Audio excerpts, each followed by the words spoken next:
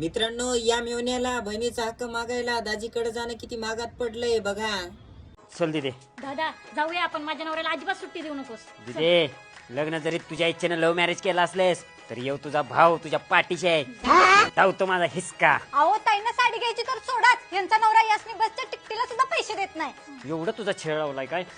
चल आता चल चल तू ये.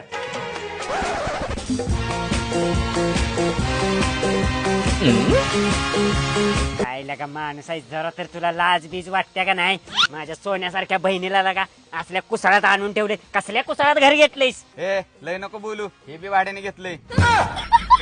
अगे कसल्या पोरा संग लग्न केलं? ए, तुला जरा तर लाज वाटते का नाही? ए लाजू कशाला? तुझ्या तोंडावर सांगतो, भाडं दिलं नाही म्हणून मालक कुलूप लावून गेलाय.